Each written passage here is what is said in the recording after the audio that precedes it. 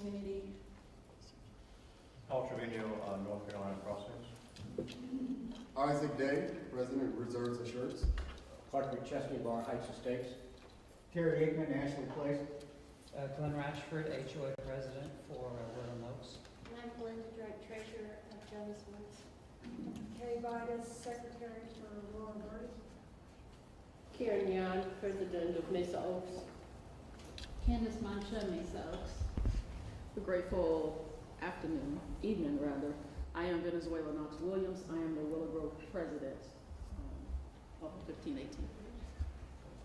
Jim Levan, I'm President of Greenshire. Great. We have a number of staff with us here this evening too, and so before we jump right into the program, we'll start with Dr. Brown. If you all will introduce yourselves as we go. I'm Mark Brown. I'm the city manager for the city of Schertz, and I've been here about 3 months. I'm Steve Pulaski, and I'm a lieutenant with the Schertz Police Department. Mike Hanson with the Police Department. Brian James, Assistant City Manager. Ernest Bradley, Police Department Code Enforcement. Melissa Giedman with Public Affairs. Linda Klepper, Public Affairs Director. Sarah Gonzalez, City Manager of Office. Great. And? Brenda Davis, City Secretary.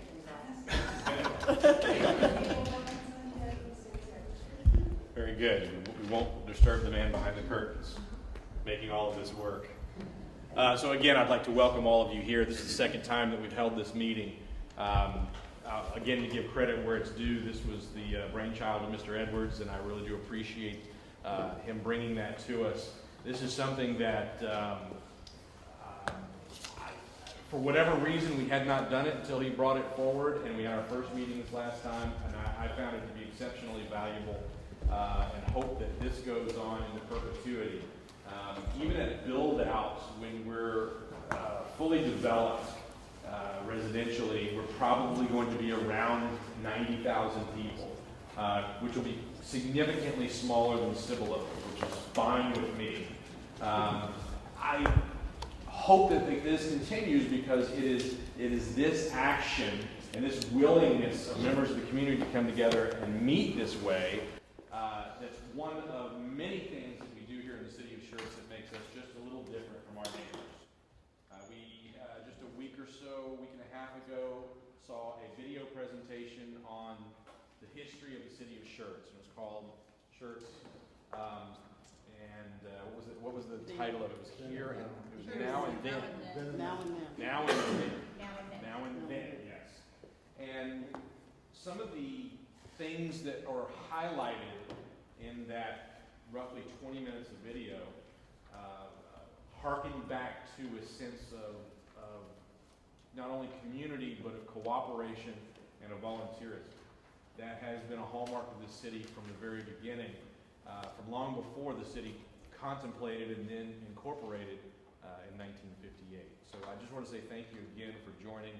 I would ask that you continue to join and that you encourage the current council and future councils and those that follow you to continue with this exercise. So that said, the next thing that we have is a presentation from the city with regards to things that are relevant to the homeowners associations.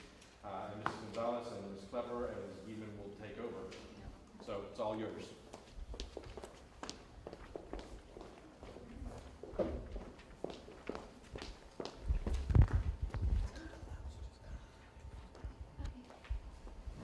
Good evening, everybody. My name is Melissa Giedman. I'm the Communications Manager with the City of Schertz in the Public Affairs Department. A couple of months ago, we introduced you to some of the ways that we communicate, not only to the public, but also to you guys. Today, I just wanted to share some of the HOA relevant information that we are putting out on those channels. So just as a reminder, we have Schertz Magazine. It is our monthly publication. It's a magazine that is mailed to all of our households in the community. It is also staffed across several businesses in the area. We also have our electronic newsletter. It's called our City Headlines. We have a compiled list of all of our residents, businesses. Many of you guys have opted into receiving those emails. But these are bi-weekly, and they also include the same types of information that we put in the magazine. But again, it's a little bit more timely. And then we have our social media channels.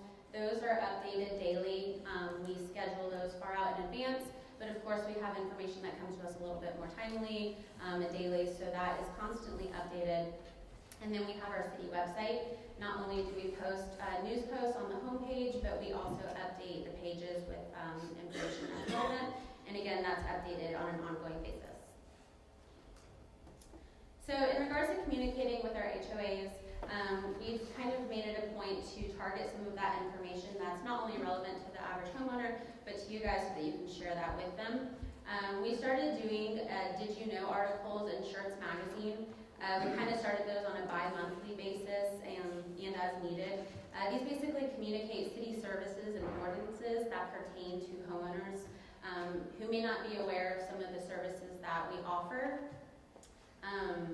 From there, we actually included garage sale permits. So anytime the city has a permitting change that affects the average homeowner, we try to communicate that out so they don't have to call the city and everything. So the garage sale permit was an example of one of those permit changes. We communicated that in Schertz magazine, on web posts, in our e-newsletter. So we try to use all of our communication tools to share that. A couple of years, I think it was about over a year ago now, we did our 9 common code violations. We worked with our code enforcement division to communicate some of the common things that residents see in the area. We also did a 9-week social media campaign on this, highlighting one a week so that they could really get engaged and know and understand the information that we're putting out and not just putting a spread in the magazine. And then we also recently had our shed regulations for anybody who wished to put a shed on their property. We were able to provide them some updates on that, and that was also shared on the website and in the magazine. These are some examples of the information we put out. So we have the residential sheds. We've also shared that with departments, so not only are we sharing it on our channels, but they have access to sharing it as well. And then you'll see the example of the garage sale being listed in the magazine, and the code enforcement spread listing all the different codes. Going forward, we definitely plan to work with our code division on a regular basis. We're going to start by doing quarterly code enforcement updates and informational articles in the magazine. So we're definitely working on updating the website and making sure all the information is relevant. But we're going to be working with them beginning in the April issue to be communicating some of those updates, as well as working with our TSAT committee, our police department, and our engineering department to put out some pedestrian, bike, and traffic safety and PSAs, both visually through videos and printed brochures and in articles. We definitely encourage you guys to share any information that you know that you'd like to share with the community. You can email us at magazine@schertz.com. We're always open to receiving new ideas for what we can share. And I also encourage you to kind of stop by and let us know if we can add you to our mailing list so that you guys are also receiving that. And with that, I will turn over to Code.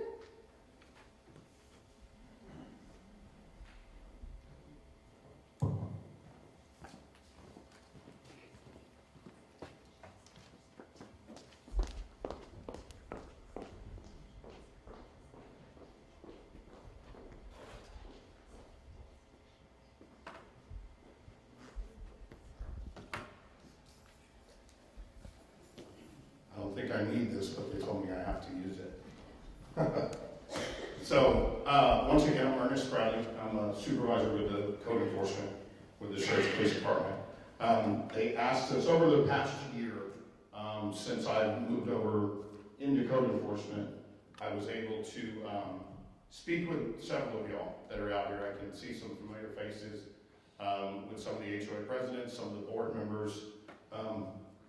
My father-in-law is actually a board president here in this city, so I'll let y'all look around and guess which one doesn't look like me. We'll go through it. But part of this, as we went through over the last year, I was able to get a lot of concerns. There were some misconceptions about some of our laws, things in gated community versus public right-of-ways. So what I want to do, instead of going through like every violation we have, go through all of those and explain every single one, go through a few of the common ones that we have, some of those misconceptions that we've heard about, kind of explain a little bit of our process with those, as well as go over some ways that we've put into place to hopefully better communicate with y'all and you communicate with us. So as we go through those, again, these are the most common: the high grass and weeds, obstruction of right-of-ways, inoperable motor vehicles, and our on-street parking. That seems to be one that comes quite heavily to us. So again, with the grass, everybody knows, in our city, we're a little bit different than most. A lot of cities are 12 inches. Ours is 8 inches. The grass cannot be above 8 inches. As we go through, some of the communication that I've received is in reference to how come my neighbor's yard, we made a complaint, that yard was cut within 2 weeks, 3 weeks. Then down the street, we have this house and it hasn't been cut in 2 months. What's the difference? What are we doing? Are we prioritizing the calls? Those kind of things. So what I want to do is explain a little bit about that on the houses. If someone lives in the residence and we receive a complaint about it, obviously we'll go out, try to make contact, see what the issue is, see when they plan on mowing it, when they plan on cleaning it up. If we can't make any contact, we'll leave a business card. If we still don't get a call back, then we do what we call a notice of violation. At that point, they have 8 days. 8 days to take care of the yard, get everything up to code, and on the 9th day, we can start our next process if they have not. And that process includes up to issuing a summons so that they would come to court. So some have asked, have you issued summons? We have issued summons in the past. And they're like, it's still not cut. Well, at that point, once they go to court, they can be fined and still go back. And then we start the process again. So sometimes most of the time, I would say right now we're at about a 98% compliance rate with people that live there.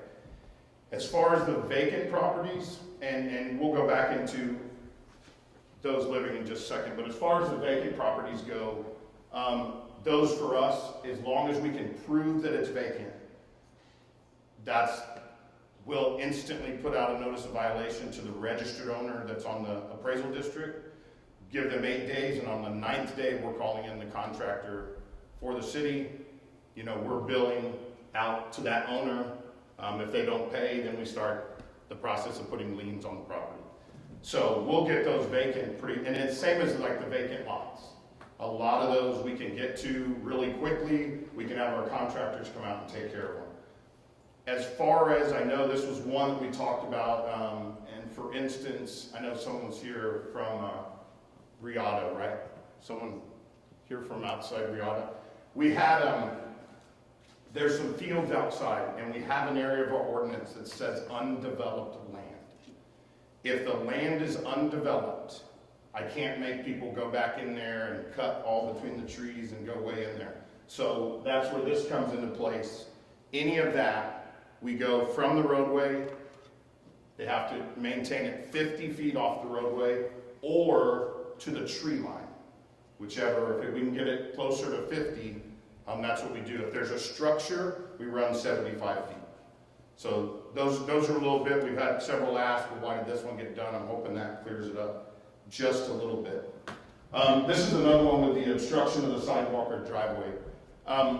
As far as code enforcement goes, we get a lot of these calls from, our guys are here, myself and the other code enforcement officers, we're here. We have a group here from 7 to 5:30 every day. A lot of the complaints that we receive about the blocking the sidewalk, blocking driveways, those kind of things, once we go out, we'll get that complaint. Whenever it comes in, we'll try to go out within the next 2 or 3 days and go look for it. Once we get out there, 9 times out of 10, between 7 and 5:30, no one's blocking the sidewalk. No one's blocking the driveway because we're just going to say they're at work. Hopefully they're at work. Most people are at work. So those kind of things, what we have is, if you see those, if that's a constant problem in your neighborhood that they're blocking sidewalks, because I get it. We have a lot of people walking their kids, walking their dogs. They don't want to walk in the street. Some will say, just go around and walk in the street. We understand. The sidewalk's there for a reason. You want to walk on it. If you see those problems in the evening, please call the Schertz Police Department non-emergency number. And I have it up here. You can write it down here shortly. But they can, after hours, but they will go out for that. They will, if they're blocking sidewalks, they'll go out, and we've already been doing it quite a bit. Just want to make sure that if you see for us, because for us on the work order, when we go out, we don't see a violation, we close the work order. So someone called and said, hey, look, I put a work order in online, and we saw that it's closed, but that car still parks there every day. So a lot of those, if you do fill it out online, and you do give us detail. You can type, I don't even know how many characters you can put in there, but I've seen some that are a book, so I'm sure you can put a lot. And tell us what the issue is. If you see them every day from 7 to 9, then we'll get that and we'll pass that on, through the appropriate channel to the police department, and they will get it out to patrolling so that we can handle that. As far as the inoperable vehicles, this is something we did also quite a bit. A lot of the communication I've had is why does this vehicle get to do this versus another one? As it says here, you're not allowed to keep an inoperable motor vehicle on your property, car parts, tires, those kind of things. We all know that. Some of the vehicles that we've run across recently, they don't look good, they don't look real pretty, but their registration is up to date, their inspection's up to date, everything's up to date.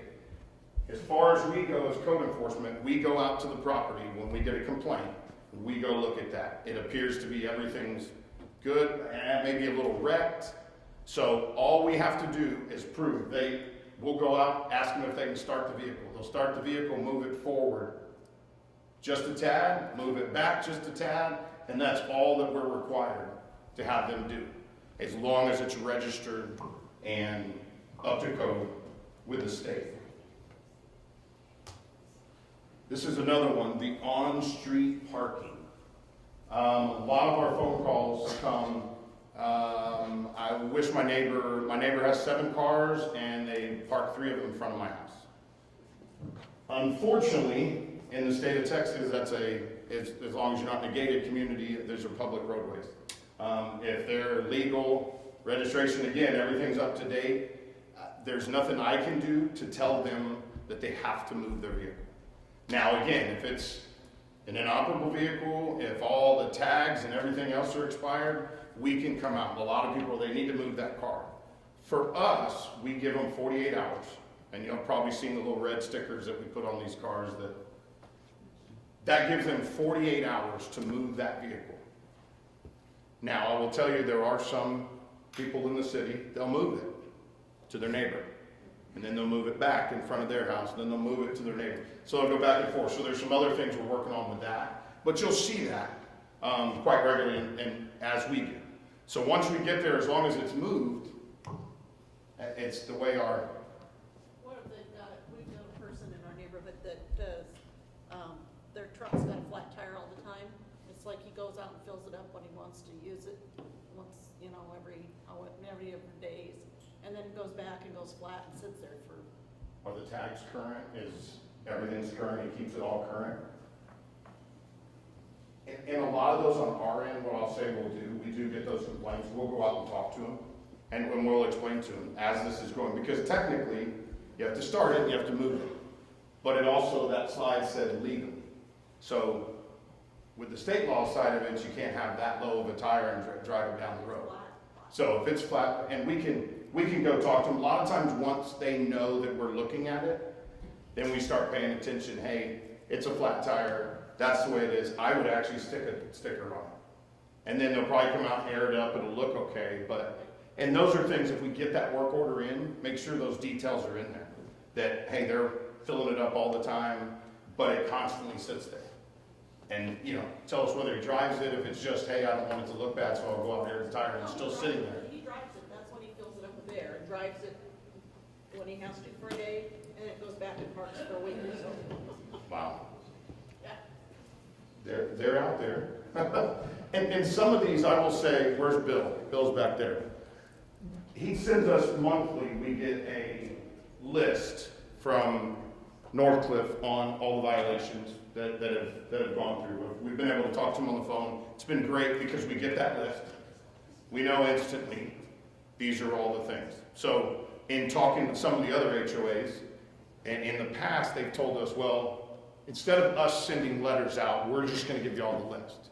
So we're hoping you're still sending the letters out to the residents and giving them their violations. But I mean, if they're there, let us know. I mean, if there's some that we've gotten, and Mr. Edmonds will be able to tell you that there's a couple houses that we've been on our list for several months that we're working with. They're starting to clean it up, but it's good for us to get that. We know where it came from. We know where we have to go. Again, when we do get those lists, we ask that, you know, if that's what you're going to do and you're going to send these work orders in, you can do that, get online, do them. We ask that you gives us a couple days to get out there to go to every property, because each property we go out and take pictures. We make sure there's a violation. We make sure that we can go to that next step with the notice of violation, those kind of things. And as we were talking to, before I get to this slide, with the yards, commonly when people get online and they fill out a work order and they put in their complaint for their neighbor or this particular address has tall grass, we get over there, front yard's mowed, everything looks good. We close it out. So we get a call back. No, it's in the backyard. So again, the details are really important to us because we're going through so many work orders daily that when we get there, it appears that it's done, we close the work order. The other thing that we've been told is, well, the backyard is tall and nothing's been done. Nothing has been done. One side of that is we'll get the work order in as an anonymous person. So I have no one to contact, I have nothing. My other side is, for us as code enforcement, I cannot walk on people's private property. I cannot go up to your house, walk to the side, peer over the fence, look in the backyard and check it out. I can't. So if I can't see the violation from public roadway, public sidewalk, easements, if I can't see it, then some of it, there's not a whole lot that I can do with it, because I have to prove if something happens and later on we send that summons, I got to stand before the court and tell them, well, I can see that from public property. So those are things that we yes, sir. I got a question and concern about the builders. Now, these empty lots that you own, that they're trying to sell, the grass has gotten, they didn't cut it for months, and we tried for months to get them to cut it. As far as code enforcement, why does it take so long? Because these builders are saving money by not cutting their grass, and we're sitting there finding our own homeowners when the grass gets over 8 inches, but they haven't cut it for months. I'm talking about the reserves of Schertz. I've taken photos. One weekend, we all went out. There were beer cans where they're building these homes. They sit out there and they drink and they leave their beer cans or beer bottles. One weekend, we spent the entire Saturday cleaning it up. We need your help out in reserves of Schertz. Those lots look horrible. I've taken photos of them. Our Diamond Association, they can show you exactly what we're talking about. I've talked to the Converse code enforcement. They go out, they give them a warning, and after that, they send out their team to go cut the grass, and they charge them for cutting the grass. And that's something that Schertz can do, because it bring revenue in, but also it will keep those contractors and home builders responsible and on top of cutting their lots and not allowing it to look reckless. And we have, like with the reserves, I know there have been several phases of the building. We just received a few. I can tell you last week that we got in at the reserves. And it would be the same thing as anybody else's property. We get the registered owner. When we look it up on the appraisal district, whoever that is, that's who we'll send violation to. If people are telling us Princeton's out there, or this other home builder's out there, Guillen Home, whoever it may be, we don't go for that. We go for who shows to own that land. Same deal. We'll send a letter out. They have 8 days. And on the 9th day, we can send our contractor. Now, I won't say we'll send them exactly on the 9th day, because we got to wait for our contractor to get back with us. But we'll send that on the 9th day. Well, Mr. Rodney from the Diamond Association, he's the owner. He has sent out plenty of letters asking for assistance from the city of Schertz and also the builder to cut their lots for months. And it finally got to the point last week where I went out and I started pulling up signs, because Princeton was saying that Kendrick owns that property. Kendrick was saying Princeton owns that property. So for months, they did not cut it. It took me having to go around and pull up signs out of 13 lots that were supposed to be cut in order to say who owns this. And some of them, I can tell you, out in reserve when we look them up on appraisal district, some of them don't come back to either one of those. It's like, I don't know if it's another name for that company but they're not even here. If they have their for sale sign on that lot, they should be held accountable. Because they're trying to sell that lot. They should cut it and maintain it. And they should. As far as we go, I have to go out to the registered owner of that property.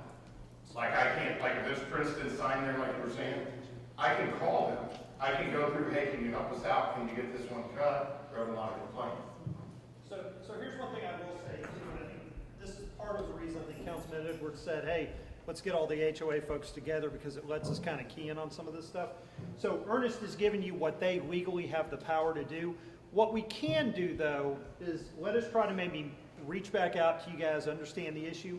The other thing that we can kind of deal with as well is if the developer still owns the lot, or if it's been moved to one of the builders, our building inspections folks and our planning department folks who work with those folks at a different stage in the process, often they're able to get voluntary compliance by calling up and saying, hey, so-and-so, we're getting a bunch of complaints from the neighbors, so let us maybe reach back out to you on this one. And again, in talking to Clark, it may be the developer does other projects here in Schertz. We can oftentimes get a hold of them and go, hey, can you deal with this thing? We're getting a bunch of complaints on it. So again, I think that's the point of this, is to figure out how we can partner within departments at the city to try to tackle some of that stuff. And I have several of my cards if anybody needs it afterwards. Just remember 8 inches, right? 8 inches. Months, that's above 8 inches. So I expect for those people with lots to get cut, or we're gonna go out there and cut them. And we're gonna find those folks are, trying to find some sort of legal recourse because it's making everybody look bad. If those grads have been cut for months. So whatever we can do is sit down so that we're not asking them as a favor.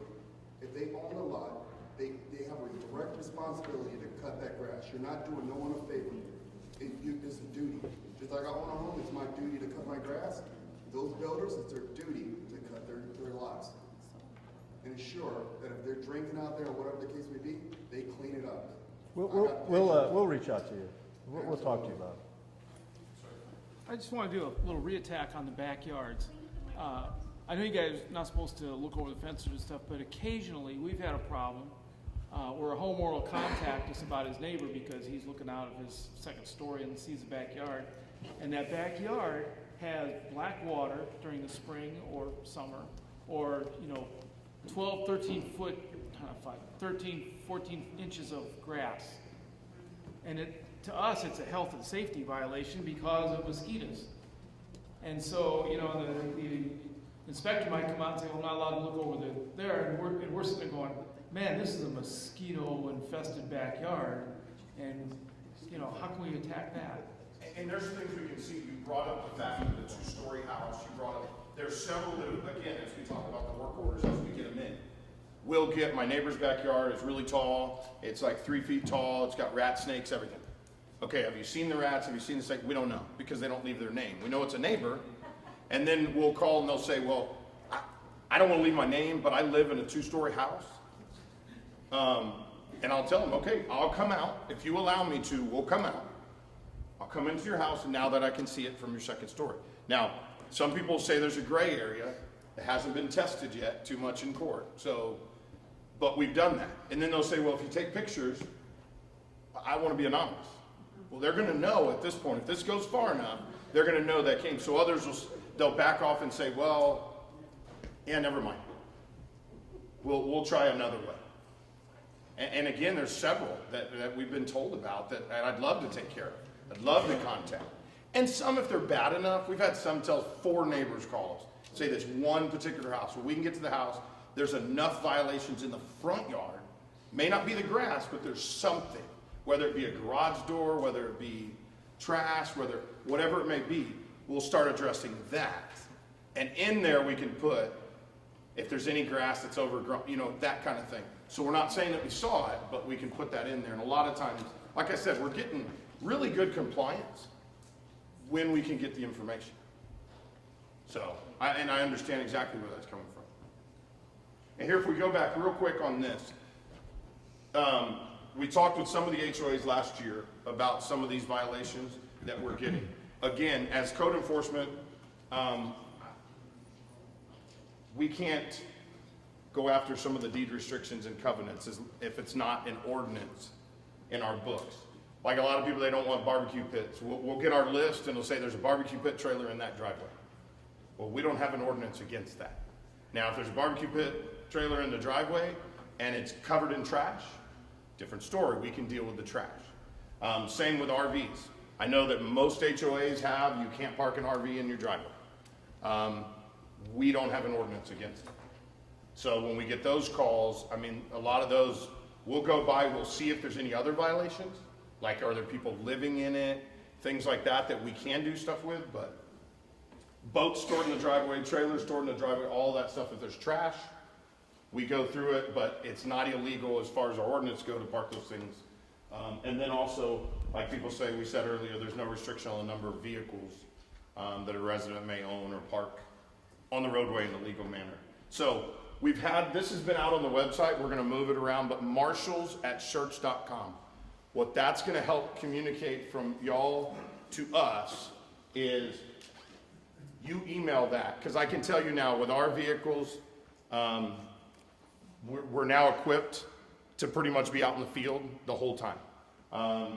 There's very few things that we have to come back to the office for. So part of the phone calls that we're getting at our desks, we may only get those once a day, because we're out in the field. So this email will go to all of us so that we will, any of the code enforcement. So if I happen to not be here on a Friday, one of the other code enforcement officers get it. It also goes to our supervisor, so he knows and he sees it. So if there's any other questions that come up and someone's not around, he can see that we haven't addressed it, someone will address it. So we're hoping that will get a little bit better communication between us and y'all. Yes, sir. I know you guys do a lot more than trying to take care of our problems in the city. I know you've got a large job. I've got a house that I've been reporting to you guys for over a year, and it keeps getting worse. I'm gonna guess the street. Pardon? Can I guess the street? Yeah. Start with a T? Yeah. Okay. Now they've got a car, I noticed they've been moved the car in. They had a car sitting on those little car dollies sitting on the sidewalk in front of their house.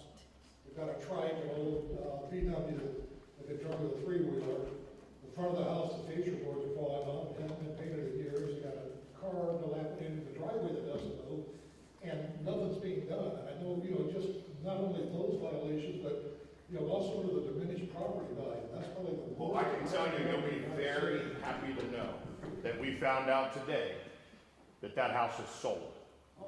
He sold it, all the vehicles, we've been working with him, getting them out of there. He's actually moving out of state. He sold it to some people that are gonna come in and fix it up. One of the other cars was moved, I guess within the last couple of days.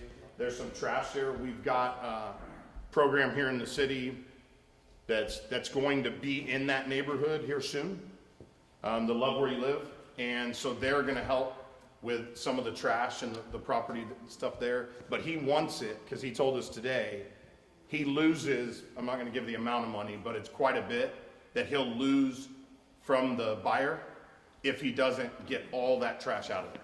So you're gonna see that one's been on that's the one we were saying, that one's been on our list a while. We've been trying to work with him, and some of those too, we were looking at a few times, okay, he's done this, then he did this, but then something else showed up. So if we find people like that, like with them, it really didn't have the money. So it was a matter of they were getting people in, because what we really want is voluntary compliance.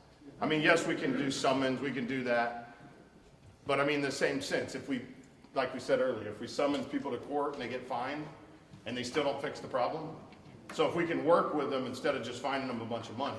But there's certain times we have to. I mean, we get it. Thank you. Yes, sir. Is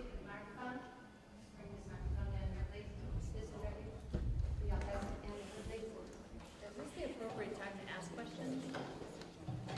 Sure. Because I'm the attendant.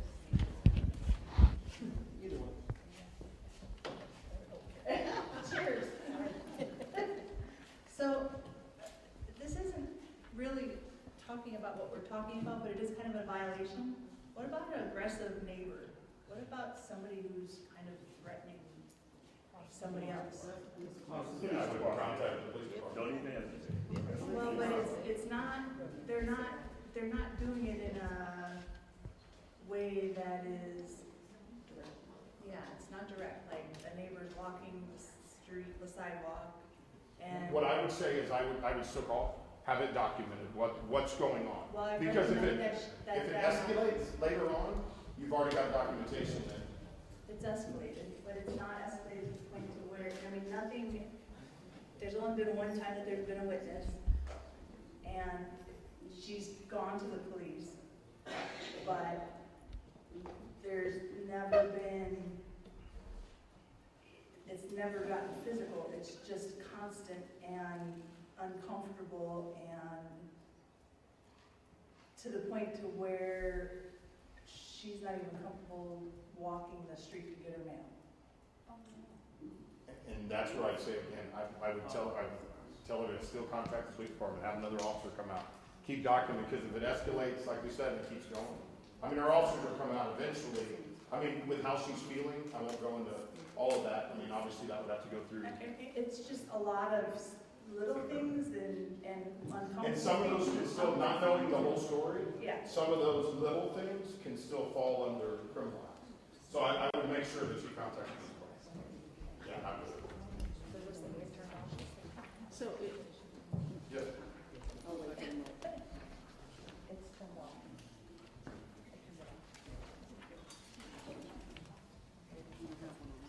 All right, is that the end of your presentation? So, Wait, hang on. Go ahead, Dr. no, I just, Mayor, you just want to open it up for general discussion now? Is that good? Okay.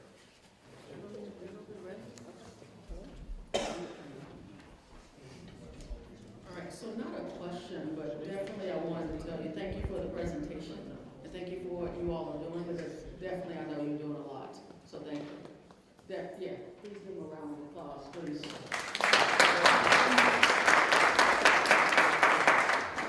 Definitely our subdivision is not perfect, but I think some of the things that I've heard already, and some of the things that you have on the list, I think we just need to be better neighbors, right? We really, truly do. Just Willowbrook. And definitely go out and just talk to people, right? And have some type of community thing, whether it's inside of your park, inside of your area that you have. Different activities will definitely bring people together, because we've done that, and it has definitely brought us together. Now, do we have still some of these things? Yes, we do. But I think we talk more to each other, and maybe it's just a suggestion for next time, and definitely I'll volunteer to do it. But I think we need to have something about conflict resolution, conflict management. Like, how do you deal with those type of neighbors that she's talking about? How do you actually go out and just kind of talk to your neighbor in a friendly way, so that we won't have these type of complaints? I think that's what we need to do more. We need to love more. There's so much stuff going on in the world, and I think we need to love more in the city of Schertz, right? That's just my 2 cents.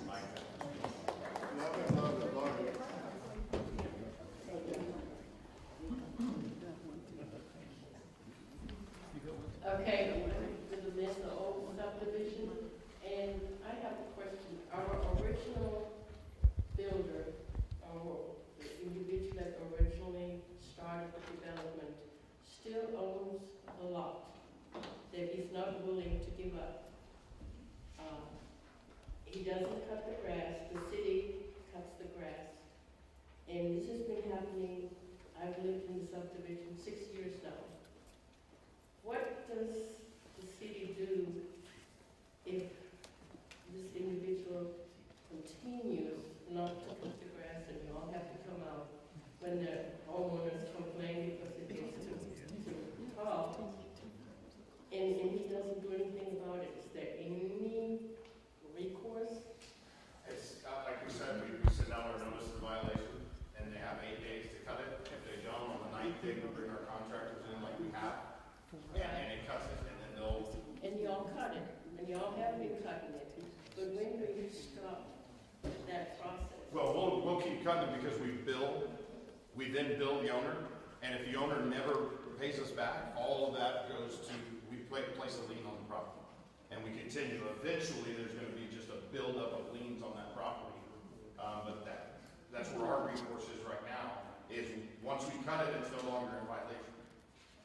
So, Okay, I guess I need to check with somebody if there's a lien on that lot. yeah, you can check with the county and see if there's liens on the property.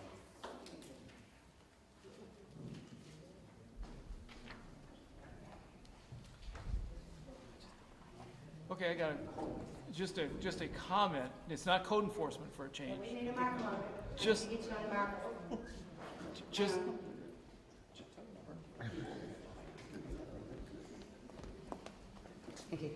yeah, this is just a quick comment that might help us sometimes, not code enforcement. You guys do a great job. And it's only a small percentage of our guys that have problems with their problems. When the city is going to do major work in our association, I'm not talking about fixing a broken fire hydrant or something like that, but when they're bringing contractors and do something, if it would be possibly great if you could contact the HOA and say, oh, by the way, we're gonna have contractors in your HOA for the next 3 weeks doing something or other. Because what happens is, my phone just rings off the hook. What are they doing? I don't know. And it's always in this part that's not where I generally live, so I don't see it. But if you could, like, just extended work that's gonna be done, it'd be nice if we could get a heads up call and say, we're gonna have guys there, contractors or something for 3 weeks. It would be a nice touch that we could tell our people what's going on. Okay, I mean, if it's our contractor or city's staff that's doing Yes. the work, we can certainly do that. There are probably times when utility companies come in, and we may or may not know all of that, but, if you call us and tell us, we can find out what's going on. So, yep, good suggestion. Yes, sir. We can hear you. Trying to live by Ms. Dennis's rules, otherwise. I sense that. I don't know. Anyway, so I actually asked this question at the previous HOA meeting, and I'd like to just reemphasize the point and ask it again. This is a great document, this thing that talks about sheds, but there's one piece on here that personally I feel is missing, and that is many of us have active architectural control committee or architectural review committees, and nowhere on this article does it say, and you should consult your HOA to determine whether a submission of an architectural review form is required. And I really appreciate it if you start including that, because that creates some tension sometimes when we have a homeowner who says, well, I got a permit for the city, yeah, and the city said I can put it in at 3 feet, yes, but our regulations say that it needs to be at 5 feet because we live on large lots. It would really help eliminate some of that tension if when someone goes and gets a permit, they're reminded that they should check with their HOA to determine whether an architectural review committee application is required and approval. And likewise, again, we sometimes have our rules are a little bit more stringent than the city's rules based upon the size of lots we live on. Thank you. So, Brian, do we talk about the HOA requirements when we issue permits? So we typically do, and again, That's it. This is really You can't get to me. You just wait. You just wait. So yeah, let us follow up on that. I think it's ones that, we try to reinforce, and we may not hit everybody, but yeah, typically when you do those things that our staff knows are issues over the years have come back, so decks, when we issued shed permits and things like that, we will try to point out, hey, make sure you check with your HOA, because just because we allow it doesn't mean your HOA, doesn't have a prohibition on it. And again, what we would ask is you guys do the same thing. Remind them that when y'all approve something, make sure you check with the city, see if you need a permit, see if it works, because it works both ways. Yeah, I think we can try to focus on that. We'll remind our planning department. But if you put it in writing on the things that you're presenting, then they know that it's covered when they go home because they forget half of it. Can we do that? Give a thumbs up. So. I think that's a good point. Janice, you're next. You wanted to talk about the shed. Yeah, I just wanted to make a comment about the, I don't know why my microphone is not working. Excuse me. comment about notifying HOAs. You now have a list of all the presidents, with not only our addresses, but our phone numbers. So, you can tell them, well, your HOA president you need to check with is so-and-so with this phone number. Because, we have a web page, a lot of people in here have web pages, but some of them don't even know they're in an HOA. And so, they don't, well, I didn't know that I was in an HOA area. So, you've got the list of all of us. You can say, well, you need to contact this person, make sure that it's good with your HOA, instead of just saying check with them. They're going, I don't know who it is. Okay. Dr. Brown, if I may speak on that, yes, I do have a list. And as long as you HOA presidents understand, if you're the current president, I got you. If y'all elect a different president, I don't have you. So the communication has to come back to me. Let me know who the new HOA president is and the contact information.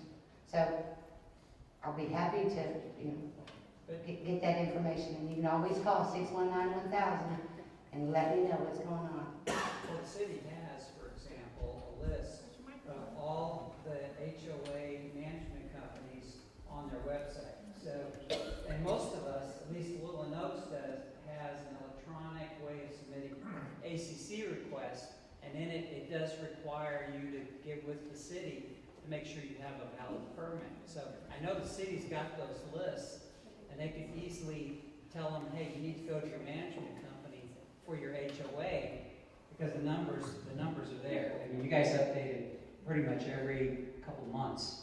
So just a comment. And when you do reach out to your management companies, it takes about a day and a half for them to get back to you. So give them time. I call them every day. Is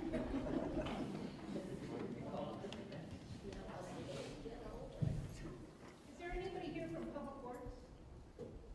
I don't think we have anybody from Public Works. We can try. We can try though. Give it a shot. I don't have a mic though, so I mean, yeah. Okay, our HOA backs up along your property, and you guys built a little back there, and it's pushing it on the fences, and we call on Portchester, off of the golf course. Okay. All right, let me go back and take a look at it. Okay, we can do that? Because it's knocking fences down. Okay.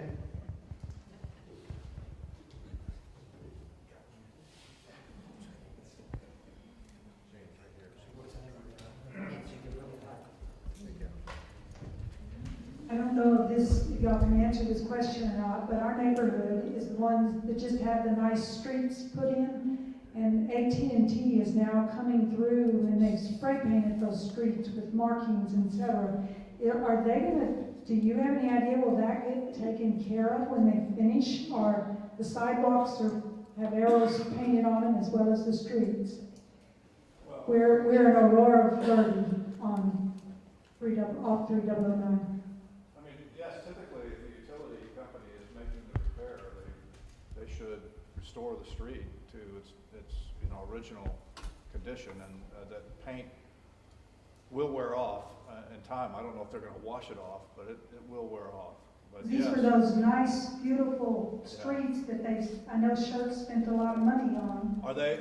Putting in that new, sealant on it. Yeah. Yes. Are they cutting into the street, or is it just? Well, they haven't really started there yet. They came before Christmas, put up all the flags, put all this spray paint, and then we haven't seen them for a while, but I think they're beginning to work in there. And I don't know if they're going to cut streets up or that's just marking.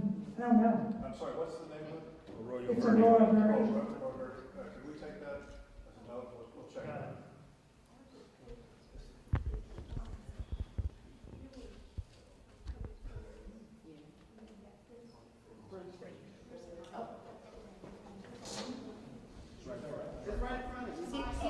This is gonna work.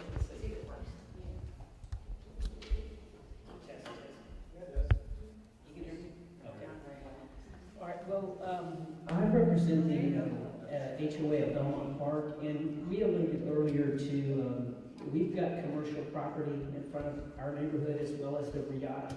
And last year we asked if we could get the developer to cut that to get that property cut down and, you know, bring it within the specs of the code, and it still has not been done. We've been cutting their property since, you know, they started our neighborhood back in 2005. We cut that 25 and 50 feet from the sidewalk. We've done that. We've been watering it. We've gotten no money from it. The developers never.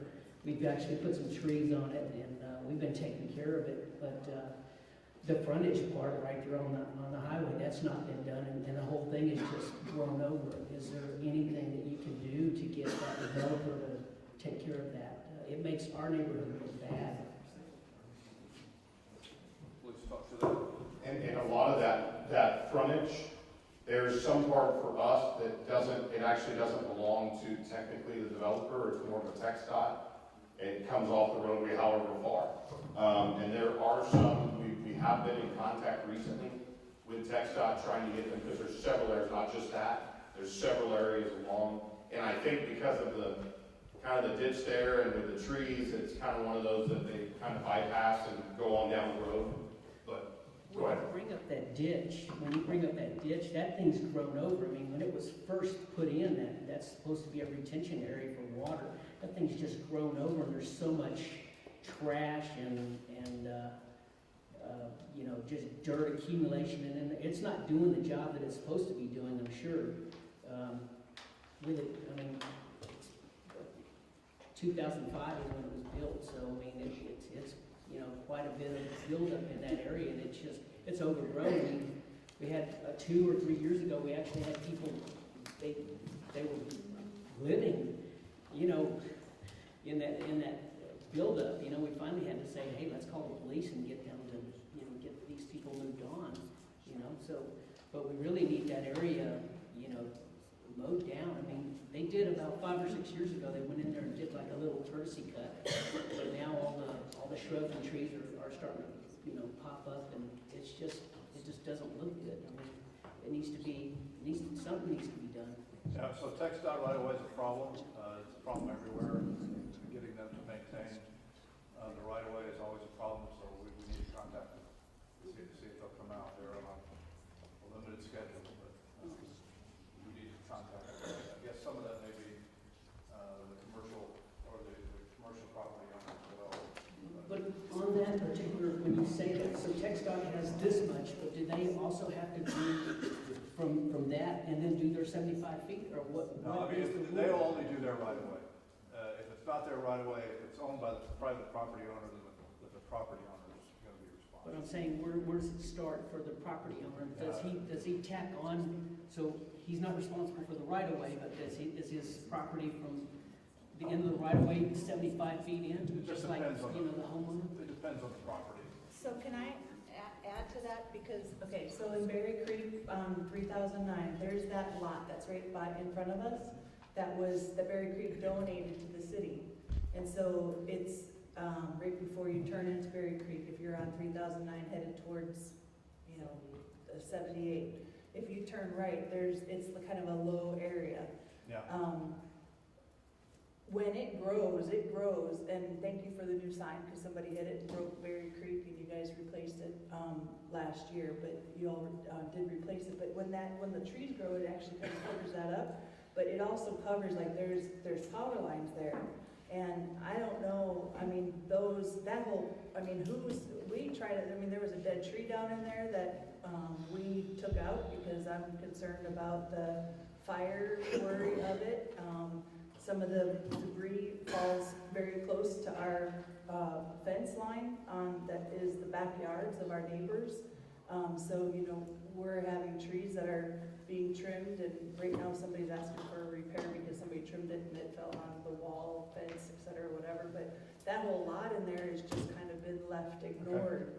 So I'm wondering though, what's the easement there? What is when that grows, you know, the power lines and when that, when that gets trimmed, what is, you know, what's the guideline on that? Brian, do you know how much easement TxDOT has on some of these properties? I've written that one down, and I'm trying to pull pull it up on the map, but yeah, that's one we'll let us take a look at. I mean, because I've been having our landscaper really look at it and take care of it, because I know that the power lines are there, and like, I mean, I know we donated it to y'all, but, you know, there's just a part of it that it gets to the point to where it really looks awful.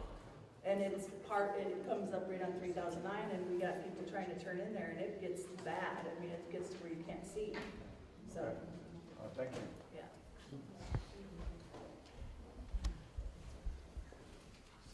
I got a quick question. I'll speak loud. It probably involves several of the associations, but Greenshire for sure is the green belt that comes through. And we were told a year ago, 2 years ago, that the city had some plans that they were going to come through the green belts and dredge them out a little bit and clean them out, because nothing's been done in them for years. And then the last I heard was, well, I'm not sure that's going to happen now. So is there a status update, or are they going to still come through in the green belts and do something? I just finished them last. Brian, I don't know that we have comprehensive. In front of those We gotta find a microphones.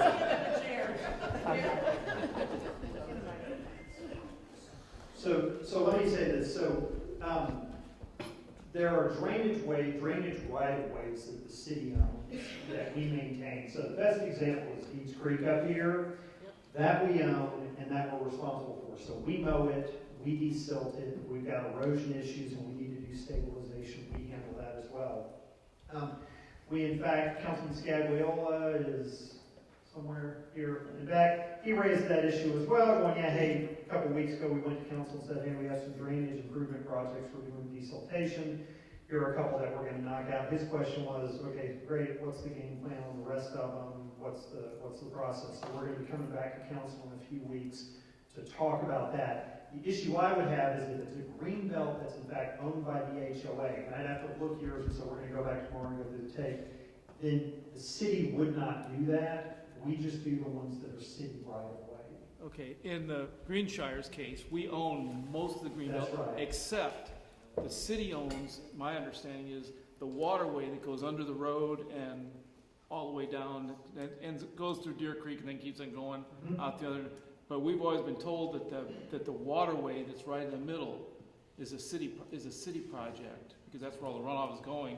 We take care of the sides, but that deep water, well, there's no water in it now. Yeah, so the center of the channel. The center of the channel okay. is always a city issue. So let me say this, and I'll probably say this, and I'll be calling you back or emailing you going, yeah, I was wrong, I misspoke, sorry about that.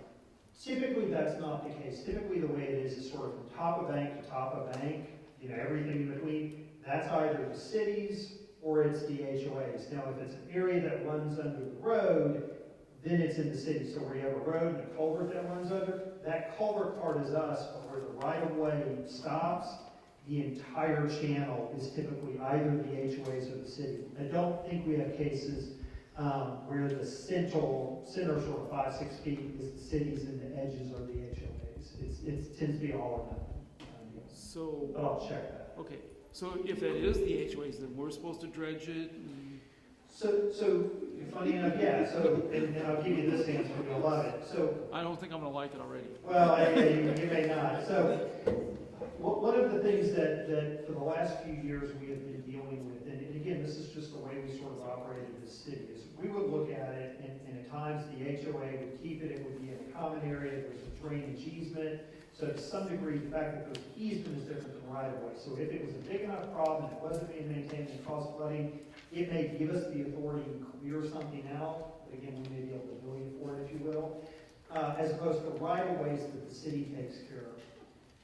A discussion that we started having probably a year ago, I think maybe as part of the budget process, were these things that we started having conversations to say, it's set up that way.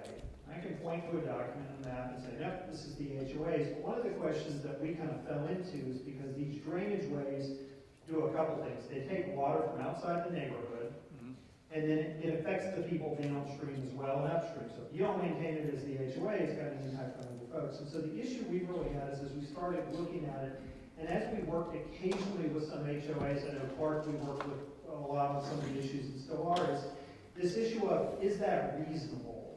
are we putting more on the HOAs than frankly they can manage? One is it's beyond their scope of expertise of a group of board members to say, well, how often should I desilt a drainage channel? And then the other part of it, is it frankly a bit cost prohibitive that we've not been talking with you guys over and over saying, hey, you need to be putting away and putting away and putting away, because when you have to do it, it's really expensive. And so that is something that likely we are going to have to touch on as the city, as we follow up on some of those conversations about what are we doing with our drainage ways. And I will say this, as you guys know, we raised taxes this past year.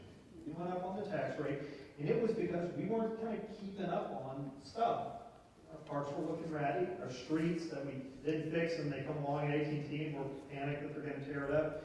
Our city buildings are aging, and I think, there's some of those areas like we talked about with drainage that we still have to tackle, and that part of that discussion has to be what's reasonable for folks to expect. And so likely, if we get into that conversation at the right time, it's probably something we're going to be having some conversations in meetings like this about after we've done some research to say, if every HOA channel has 4 feet of silt in it, we got a bigger problem that we can find a better solution for. So let me look at yours, and again, we'll follow back up on these questions. Thank you. It says 1518 and Schaefer Road. When we talk about high weeds and grass, that area at the corner there, that is owned by the city. And so if you all can make sure that we keep that cut, that would be great. If it's city property, let us take a look, and I jumped out. It is, looked at I looked at it already. Yeah. Yes, ma'am. Yeah, okay, thank you. Okay, I'll take that. Thank you.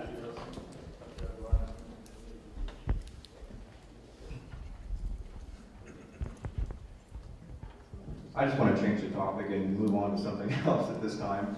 Last year when I was here, what we're having in our community is we have these tree trimmers that are coming in and cutting them trees. You don't know if they're licensed arborists, you don't know. So what I had asked last year was if the city had any ordinance in regards to oak wilt.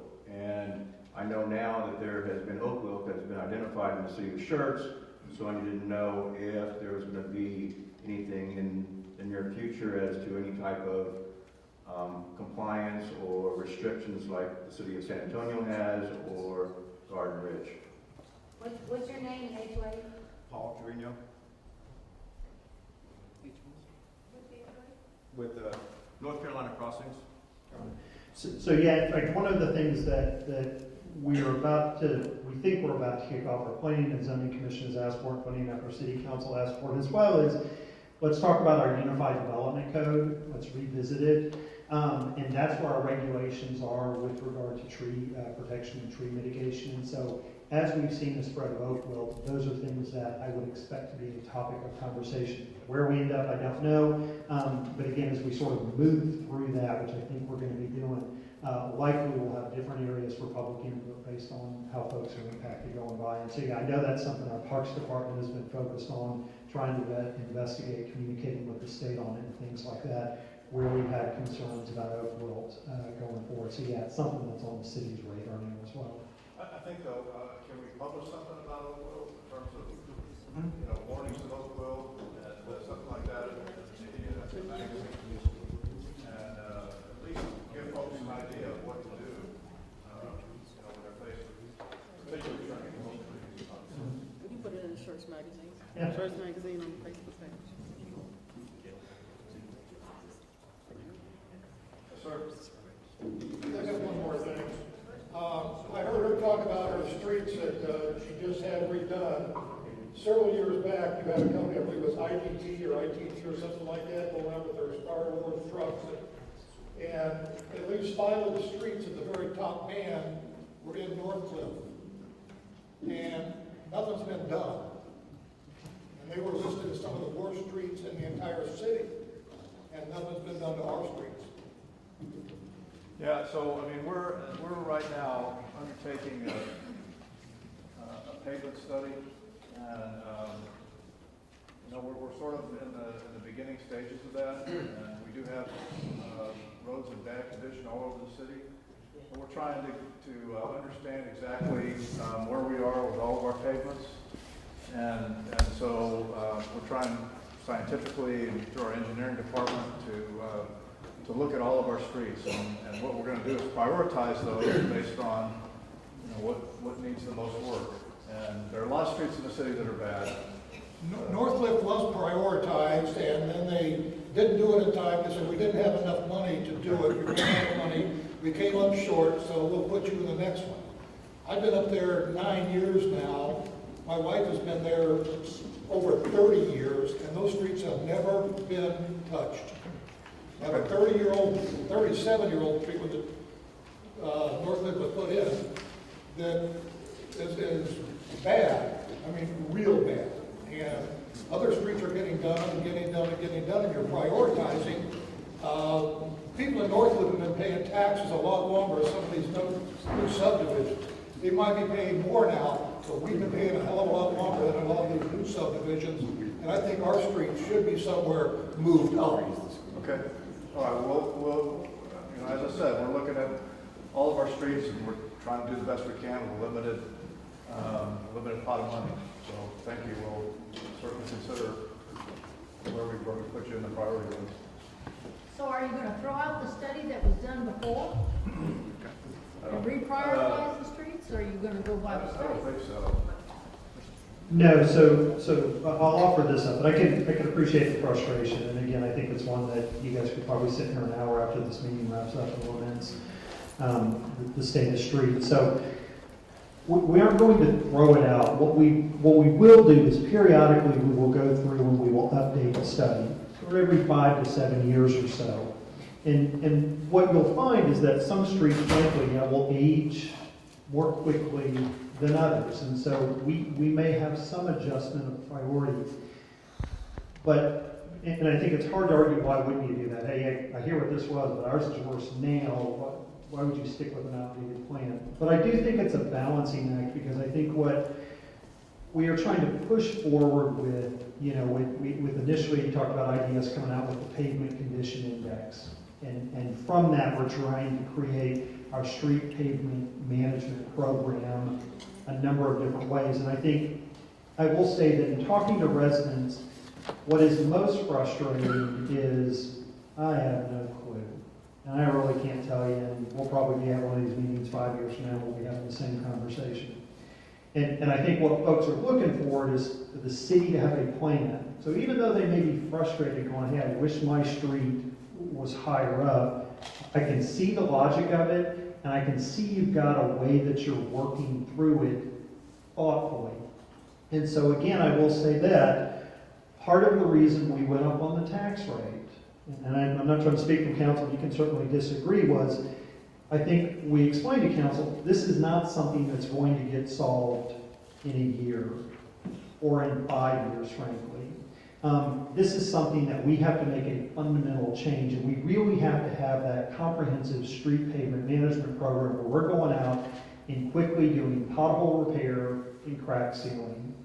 We're doing that interim level of seal coat, we talked about on Arroyo Verde, and then we're doing the street reconstruction when it hits that. And so having that three-pronged approach, we can really tackle and get where we need to be. And I think, frankly, what we're hearing and what you guys are saying is we had fallen behind. And so what we're trying to do is work our way up in a sustainable manner. Because you talked about it, what we did 9 years ago, we threw a ton of money at. It was too much money for staff to really manage. It was a big struggle. And what we're trying to do is let's bite off these incremental. And so in fact, we talked today, and Dr. Brown, I think the point was well taken with staff. When are we going to council with the contract for the next round of spam? And I think staff was very clear as they kind of gave dates. So it is going by May, right? And it was not lost on folks that that needs to go to council by May to move it forward. So we can certainly talk to you guys about it. I think that's one of the things that we typically have on the council on the go meetings, is to talk about that. And at the council on the go meeting, we will have the engineering department and the public works department, and they can walk you through some more specifics with that, that we're doing in a couple of months. Last time I talked to somebody, I said, let's go out to bid in November. And evidently that didn't happen, I guess. So I think it was going out to design. So I think, and I don't want to misspeak, but I think, Gabe, you've got some of those streets up there that are in this next phase, that the design is wrapping up, and that we're going out to award the bid in in May. We're trying to put the bid out in order, hope to have it approved by council in May.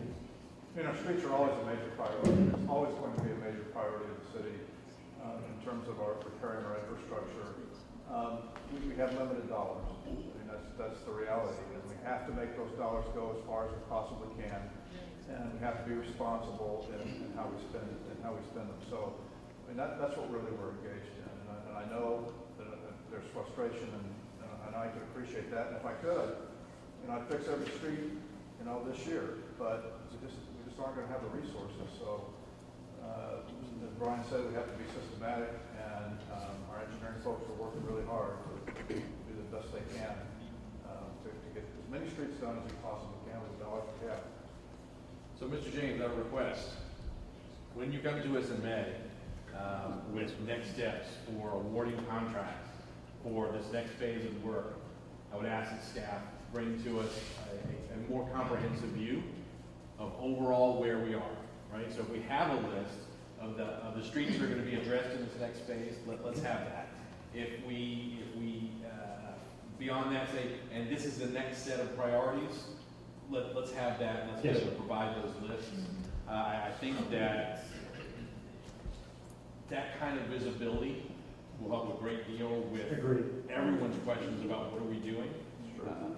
I think that it will also bring to the council if the monies that we have allocated are going to get us only so far, and we need to contemplate issuing more debt to get further ahead, we will need that information to make that decision. So come in May, bring us more than just the awards, kind of give the whole council an overview of where we are so we can make sure that we're pressing on.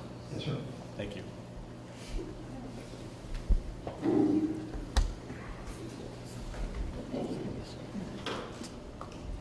Hi, my name's Lynn Rogers. I'm in Sedona, and I brought it up at the city council on the GO meeting regarding the traffic that we have coming through our subdivision. We're sandwiched in between two ongoing phases that are not our community, but for construction. And I wasn't sure if the other HOA board members or presidents were aware, but y'all do have a task force. I believe it's the TSAC.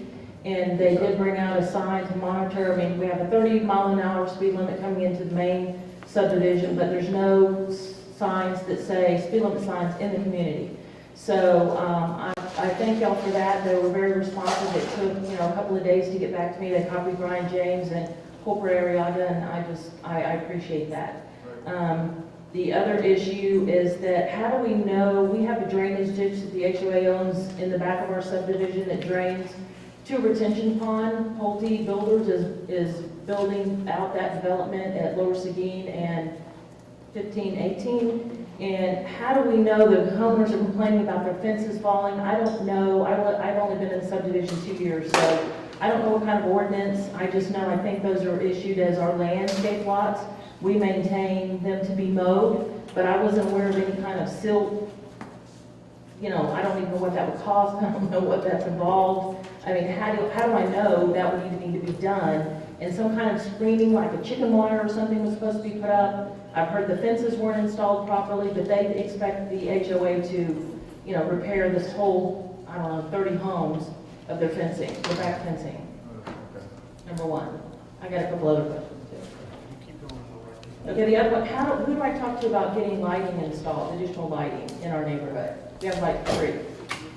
I don't know what the cost is. Do I go to CPS? Do I go to the city?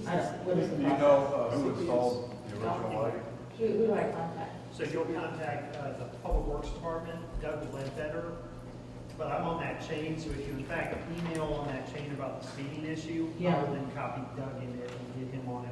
Yeah, the sign, we had a sign that was working for a week. I mean, because you've got gravel trucks that come through there that's really dark in the neighborhood at 5:30, 6 o'clock in the morning. All the kids are waiting for the bus, and there's a dip. They hit the dip. I live on the corner. I'm like, OMG, somebody is going through the neighborhood, and it's a lot more than 20 miles an hour. But we have no speed limit signs whatsoever. I inquired about humps and bumps and, you know, stop signs additional, and I got the feedback on why we can't. I understand. I'm going to let the homeowners know. But to let them know, you can report speeders, even car colors, license plates. I mean, there's a whole host of information that you can give, and, you know, for them to come out and do a study and start handing out citations, because we had a neighbor that was hit by another homeowner. She was in the hospital, it killed her dog, and I mean, you know, the lighting is just really bad. So, there's some things that, you know, we took over from the declarant since July, so we're kind of trying to get our subdivision up to speed.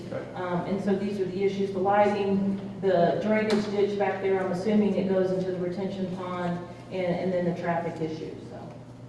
And thank y'all for hosting this meeting, it's very helpful. So the drainage ditch, I'm assuming that it's private property behind the homes, or is it? No, the drainage ditch goes through, and then Pulte is building up a rock, I don't know how foot, probably 3 or 4 foot wall. They're still putting in streets, and so when it rains right now, that it dips down and goes around out to Lower Seguin, and it's like a river. I mean, they're trying to get it done now, but where we're at, the water comes through there, and from what I understand, it goes on around to a detention pond that's further up in Crossvines, because we're sandwiched in between, we're sitting on it in between Crossvines near Randolph. So you've got higher price point homes up here, still developing in both sides. We're 169 houses, and the total development's gonna be like 1169. So, you know, my thought, and Brian, you can chime in, you may have to get an engineering consultant and contact Pulte and work with them to see what they. Well, I read some minutes that Chris Price, he's the developer with Schertz 1518. They contacted the city like back in 2016, from what I can understand, and y'all were supposed to come out and when it heavily rained and look at it and see what the situation was. But I mean, if it's causing the fences to fail, and there's several, I mean, they're leaning this way, and I mean, we've already got other HOA fencing that we have to replace due to termites. We've got, you know, $90,000 budget, and I $540 a year fees, I can't raise it anymore. I just need some help. Well, it looks like something we need to look at. Yeah. We can take a look at it. Okay, thank you.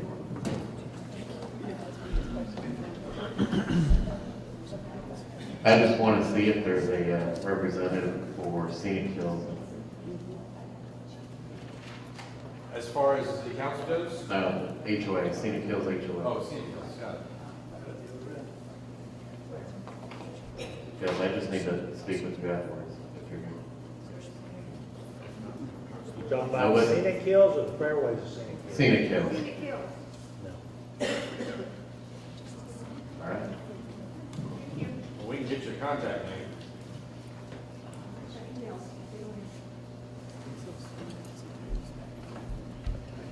All right, anybody else? All right, well, yes, sir. One last thing.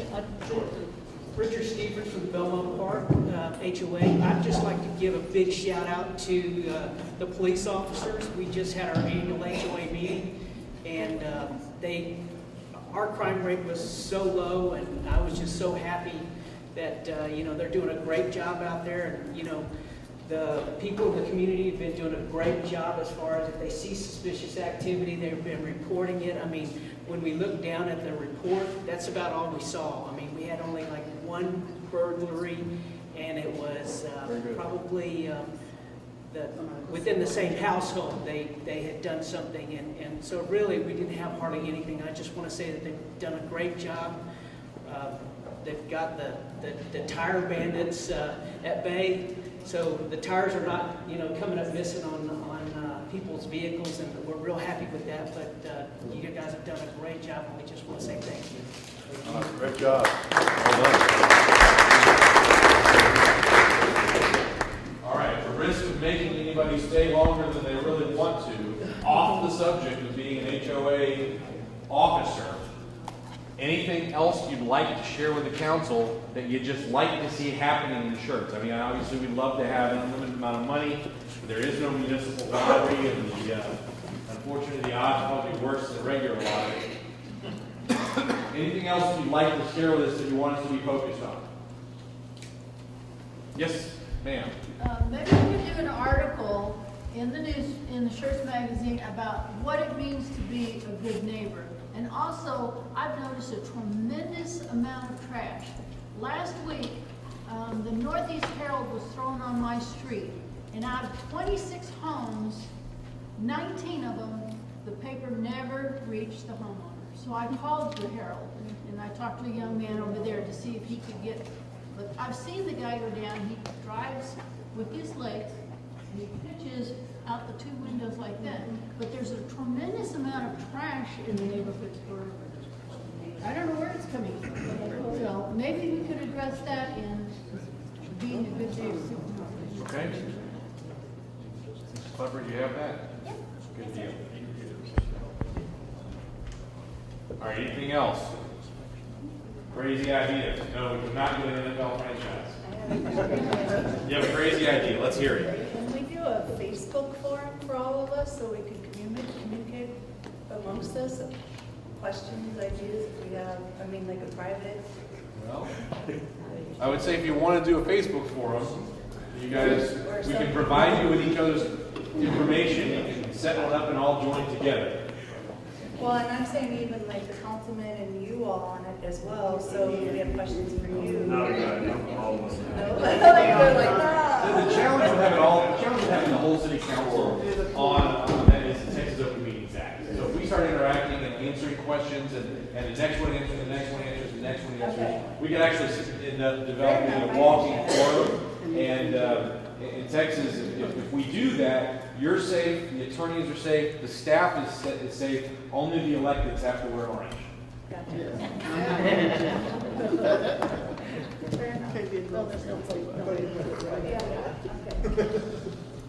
Anything else before we close out? Yes, sir. I just want to say one thing about the police department. I retired from one of the largest departments in America, and this is one of the best police departments I've ever seen. The guys are great to work with. They'll talk to you. If you've got a problem, they're there. So I just want to salute you guys. Thank you very much for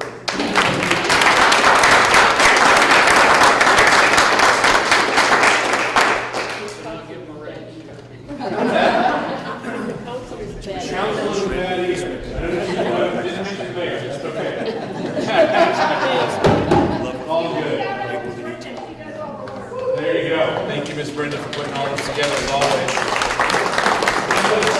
If you would like to catch up with us, all of us have our email addresses published. All of us have our phone number published. My desk phone, actually, I think still is forwarded to this phone. If you don't have this phone number, ask me before you leave. You can have it. Most of us give out our phone numbers to anybody that wants them. If something comes up, you call us. So with that, if there isn't anything else, it's 8 o'clock, and we're adjourned to this meeting. Thank you all. Appreciate it. So is everybody